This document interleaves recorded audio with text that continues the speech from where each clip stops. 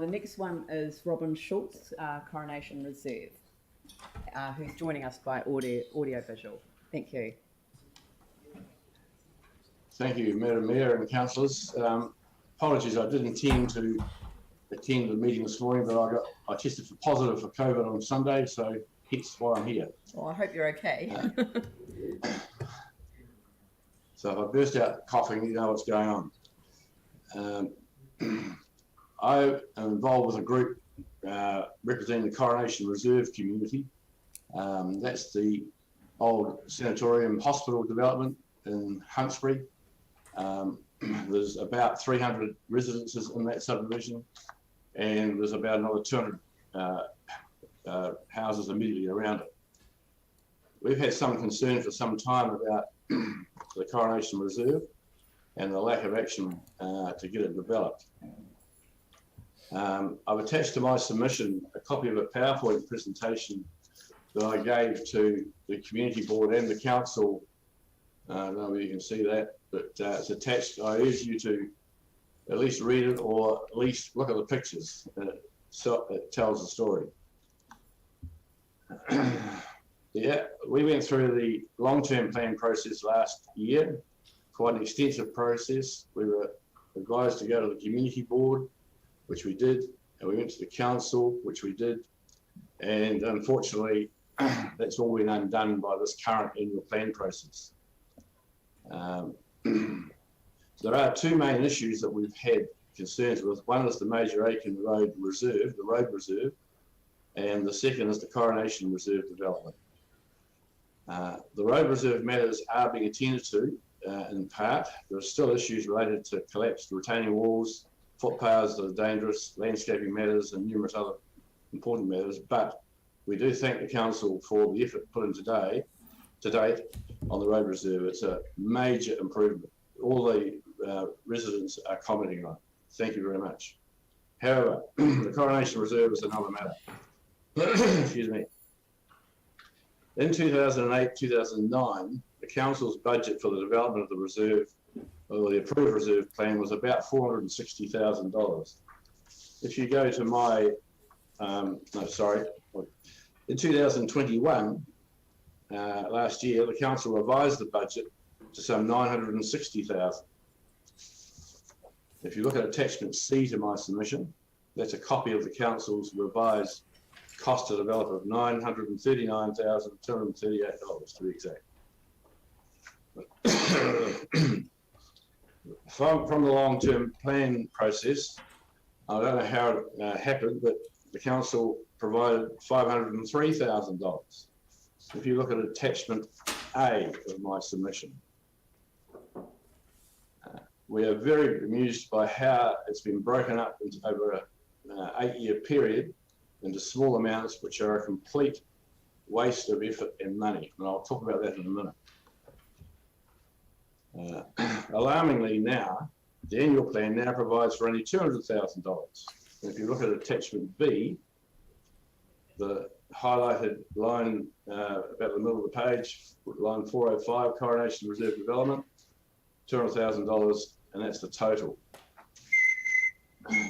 So, That was an appropriate phone sound. So all of a sudden we're back to nothing. And I've been in touch with council officers who, I must say, the two that we're dealing with now are being very helpful, and these comments are not directed at them. It's been a historical problem which hasn't been addressed. But they've confirmed that there is only $200,000. If you look at clause 4 of my submissions, the bold type, that's a direct extract from an email I received. We made some further inquiry and it was confirmed that that's all there is, $200,000. Now, we are totally gutted by that decision. What we want is, a request is for $939,238 to be provided in the annual plan spread over the next immediate 3-year period. This has got to be tackled urgently, and I'm going to explain that in a minute to you. Why? There's no point in putting 20,000 this year, 20,000 next year, and bits and pieces over a long period. the vegetation's taking over. In about 2009, the site was clean and tidy and effectively ready for development. There was little wilding pines, little wattles, little gum trees, blackberry, vermin, possums, and no fire hazard. Right now, it's absolutely overloaded with all of those. If you look at that, our PowerPoint presentation, you'll see the effect of the vermin and the possums. They're defecating over our properties.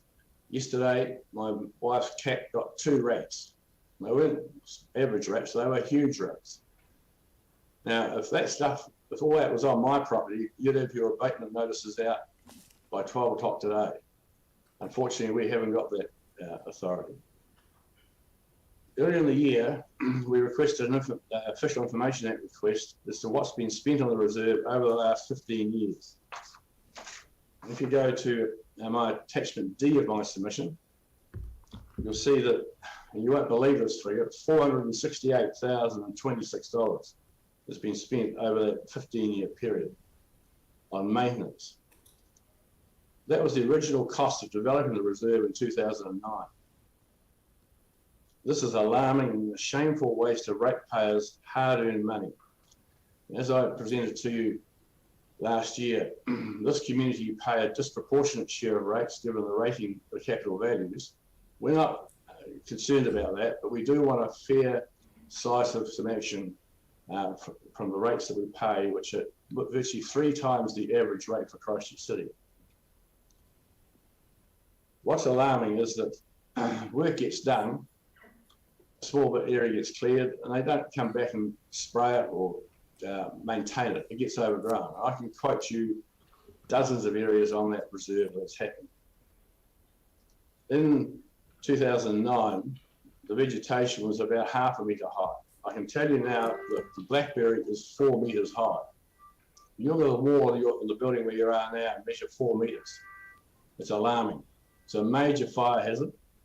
And if that goes up in smoke, you're going to have 300 insurance companies on your back. We've actually asked for a breakdown of these costs that have been spent over the last 15 years, and we haven't received that yet, but we suspect they're predominantly for administration. Now, I want to make this point that the staff that we're dealing with currently, Chad and Jonathan are great to deal with, but they got their arms tied behind their backs. I've dealt with about 12 different people over the last 2 years. All of them have got high-vis vests, clipboards, cars, cell phones, but not one of them's got a chainsaw under his arm. It's got to be dealt with very quickly. What we want is the project to be rescoped, repriced, funding provided over a 3 to 4 year period, and importantly, a project team set up to make sure the money's spent wisely. We have a lot of expertise on that hill, which is free. We might as well use it, and the community want to get involved. And we've had enough that we're just going backwards. Since 2 years ago, virtually nothing much has happened. Over the last 9 months, there's been local initiatives to clear the blackberry and others. There's been 1 stroke and 1 heart attack occurred from the residents there. You almost had 2 deaths on your plate. So you can see we're all a bit frustrated. We all want to hold hands to get this done, and want to do it as a community project. Now, the council, to your credit, has talked about having Christchurch as a national park. Here's 7 hectares right in the heart of it, screaming for development to be part of that. And all it needs is a proper managed program to do it. I'm happy to answer any questions, Madam Mayor. Look, thank you, Robin. I mean, I recall your submission during the LTP processes. I'm sure others do, and the offer that was made then that if we did the upfront work, that the local community would be happily engaged in the day-to-day maintenance, but the heavy work needed to be done by the council. Correct. So, look, Tim Scandrett. G'day, Robin. I hope you're feeling okay. I know you kind of got the presidency. I'm okay. Yep. Just could you elaborate? Because I went away thinking I'd gained $100 per year for 2 years to try and break the back of it, but you kind of pointed out to me that it's gone backwards. Can you explain that a wee bit, please?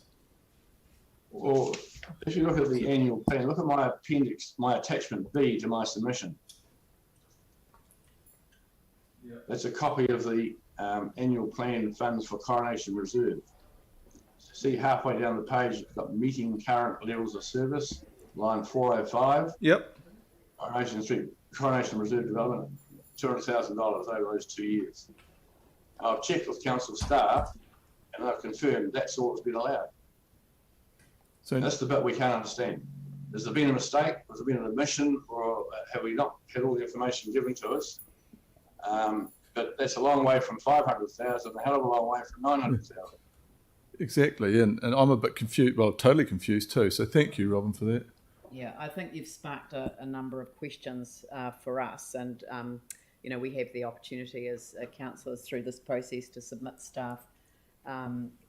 submit questions to staff, and I think that the issue here, because I mean, and it's no excuse, Robin, because you know, I just remember your presentation. You didn't have to open your mouth before I remembered your presentation. I remembered it when I read your submission, and I thought, and I like Tim, am going, you know, the scale of all of the different projects that you consider as you're going into an annual plan process, which are relatively supposedly minor adjustments to the LTP process. That's what the annual plan is for. This one doesn't ring any bells. So I don't feel like it was particularly highlighted as such. So leave it with us and we'll get some further information. But I think you made such a strong presentation last time. And I mean, we could all see by investing up front, we would get way more value. And the community would be much more happy about being engaged in that process. Thank you, Robin. Well, there's clearly an anomaly which we think needs to be clarified. Yep. All right. Any further questions? That's good. Okay, look, thank you very much, Robin, and get well soon. Thank you. Thanks very much. Okay. Next one is Environment Canterbury Councillor Phil Clearwater and Councillor